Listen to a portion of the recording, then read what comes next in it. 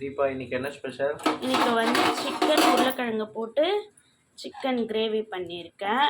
கொஞ்சம் தண்ணியாக, கொஞ்சம் 2 in 1 மாதிரி தான் பண்ணியிருக்கேன். அதுக்கப்புறம் வந்து பார்த்திங்கன்னா பூரிக்குமே அதே தான். அதுக்கப்புறம் ரசம், அப்புறம் சுட சுட சோறு எல்லாம் ரெடியாக இருக்குது. வாங்க ஃப்ரெண்ட்ஸ் சாப்பிட்லாம்.